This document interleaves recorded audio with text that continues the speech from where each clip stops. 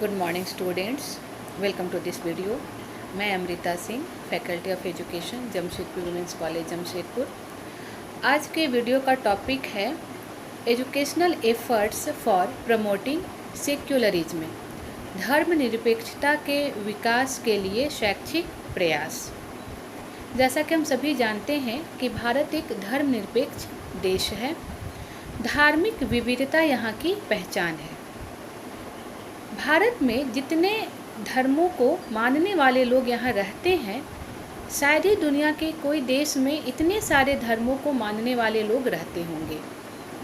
यहाँ पर हिंदू, मुस्लिम, सिख, ईसाई, बौद्ध, जैन, पारसी इत्यादि धर्मों को मानने वाले लोग एक साथ मिलजुल कर रहते हैं। भारतीय समाज में सभी लोग एक दूसरे के धर्मों का सम्मान करते हैं, एक दूसरे के धर्मों का आदर करते हैं, उनकी रीति रिवाजों का आदर करते हैं तथा आपसी भाईचारे एवं प्रेम के साथ रहते हैं। एक दूसरे के पर्व को मनाते हैं, एक दूसरे के पर्वों में शामिल होते हैं। हम सभी जानते हैं कि भारतीय संविधान में भी सभी नागरिकों को अपने अपने धर्मों को मानने की स्वतंत्रता प्रदान की गई है, बल्कि इसे मौलिक अधिकार के रूप में रखा गया है। इसके अलावा जितने भी सरकारी अथवा सरकार से सहायता प्राप्त करने वाले शिक्षण संस्थान हैं, वहाँ पर किसी भी बालक अथवा नागरिक के नामांकन के समय धर्म के आधार पर कोई भेदभाव नहीं किया जाता है। धर्मनिरपेक्षता जो शब्द है वो संकीर्ण धार्मिक मानसिकता से ऊपर उठकर सहिष्णुता, मानवता, भाईचारा, परोपकार इत्यादि मानवीय मूल्यों को लेकर चलता है। ठीक है, लेकिन इन सबों के बावजूद भी भारतीय समाज में कभी कभी कुछ अप्रिय घटनाएं घट जाती हैं। जैसे अगर बात करी जाए सांप्रदायिक दंगों की या फिर मॉब लिंचिंग की, तो ये हमारे भारतीय समाज में एक कलंक जैसे हैं। एक और सांप्रदायिक दंगों के पीछे कभी कभी राजनीतिक दलों का हाथ होता है, तो वहीं मॉब लिंचिंग के पीछे प्रमुख कारण लोगों के मन में बढ़ता हुआ अविश्वास अथवा असंतोष की भावना होती है। इसका दूसरा प्रमुख कारण ये भी हो सकता है कि लोगों के मन में बढ़ता हुआ असहिष्णुता भी होती है।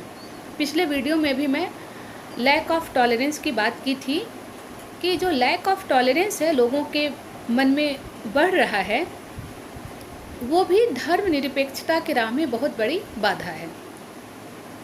तो आज मैं इस वीडियो में डिस्कस करूँगी कि इन समस्याओं को समाप्त कैसे किया जाए। भारतीय समाज में ये जो समस्याएं धीरे धीरे उभर कर आ रही हैं, उन्हें कैसे खत्म किया जाए। तो इसके लिए सबसे बड़ी साधन शिक्षा ही है। शिक्षा के द्वारा ही हम इन समस्याओं को समाप्त कर सकते हैं। तो आज इस वीडियो में मैं डिस्कस करूंगी धर्मनिरपेक्षता के विकास के लिए शैक्षिक प्रयास, educational efforts for promoting secularism. ठीक, इसके लिए मैं 7 पॉइंट तैयार की हूँ। पहले मैं सारे पॉइंट्स को बता देती हूँ, इसके बाद मैं 1 बाय 1 सारे पॉइंट्स को डील करूँगी। आप लोग सारे पॉइंट्स को नोट डाउन करते जाएंगे। Okay, now coming towards all of the points. The first point is aim of education, शिक्षा का उद्देश्य। The second point is admission in educational institution, शैक्षिक संस्थानों में प्रवेश। तीसरा पॉइंट है करिकुलम, पाठ्यक्रम। चौथा पॉइंट है टेक्स्ट बुक्स, पाठ्य पुस्तकें। फिफ्थ पॉइंट है code of conduct for teachers, शिक्षकों के लिए आचार संहिता। सिक्स पॉइंट है सेलिब्रेशन ऑफ कल्चरल प्रोग्राम्स, सांस्कृतिक कार्यक्रमों को मनाना। सेवंथ पॉइंट है ऑर्गेनाइजेशन ऑफ कैंप्स, शिविरों का आयोजन। ठीक है, उम्मीद है आपने सारे पॉइंट्स नोट डाउन कर लिए होंगे। अब मैं 1 बाय 1 सारे पॉइंट्स को डील करूँगी।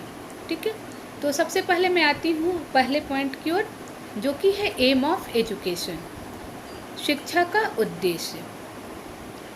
M of education Bharatiya Samaj में या भारतीय शिक्षा पद्धति में, जो भारत की शिक्षा पद्धति की शिक्षा का उद्देश्य है, ये अपने आप में इसकी बहुत बड़ी विशेषता है। जैसे भारतीय शिक्षा पद्धति में शिक्षा का जो उद्देश्य है उसमें निम्नलिखित बातें शामिल की जाती हैं: बालकों का चारित्रिक विकास, बालकों का आध्यात्मिक विकास, बालकों में मानवीय मूल्यों का विकास करना, इसके अलावा विभिन्न सांस्कृतिक दृष्टिकोण का विकास करना, अनेकतावादी दृष्टिकोण का विकास करना इत्यादि। इससे क्या होता है कि जो भावी पीढ़ी है, हमारे स्कूल के जो बच्चे हैं, उनमें संकीर्ण धार्मिक मानसिकता का विकास नहीं होता है। बच्चे संकीर्ण धार्मिक मानसिकता से ऊपर उठकर मानवीय मूल्यों को आत्मसात करते हैं, जिसमें कि परोपकार है, अहिंसा है, सहिष्णुता की भावना है। इन सभी गुणों का बालकों में विकास किया जाता है। ठीक है, अब मैं आती हूँ सेकेंड पॉइंट्स की ओर, जो कि है एडमिशन इन एजुकेशनल इंस्टीट्यूशन, शैक्षिक संस्थानों में प्रवेश। आप सभी जानते हैं कि भारत में जितने भी सरकारी अथवा सरकार से सहायता प्राप्त करने वाले सरकारी शिक्षण संस्थान हैं, उनमें नामांकन को लेकर के किसी भी बालक के साथ धर्म के आधार पर कोई भेदभाव नहीं किया जा सकता है। यदि आप में योग्यता है तो आप सरकारी अथवा सरकार से सहायता प्राप्त करने वाले किसी भी शिक्षण संस्थान में प्रवेश ले सकते हैं। ठीक है, अब मैं आती हूँ तीसरे पॉइंट्स की ओर, जो कि है करिकुलम, पाठ्यक्रम। पाठ्यक्रम तैयार करते समय पाठ्यक्रम में सभी धर्मों के जो व्यापक मूल्य हैं उनको समावेश किया जाता है। Now coming towards fourth point, which is text books.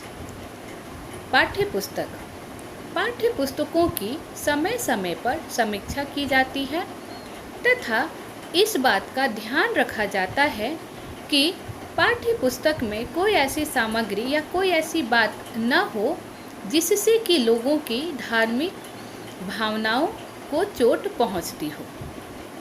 ठीक है, पाठ्य पुस्तकों में धार्मिक भावनाओं को ठेस न पहुंचे, इस बात का पूरा ख्याल रखा जाता है। Now coming towards our fifth point, which is code of conduct for teachers, शिक्षकों की आचार संहिता।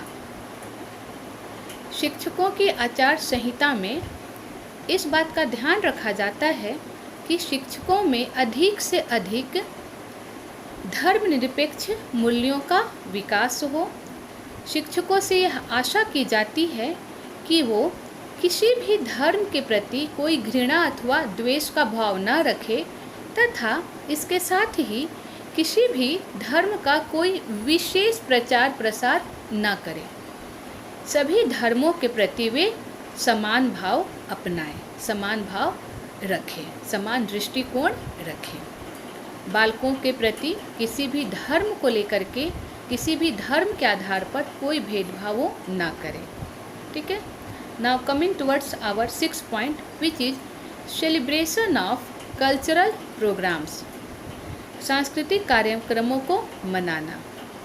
जैसा कि आप सभी जानते हैं कि विद्यालय में समय समय पर विभिन्न प्रकार के सांस्कृतिक कार्यक्रम मनाए जाते हैं, विभिन्न प्रकार के सांस्कृतिक कार्यक्रमों का आयोजन किया जाता है।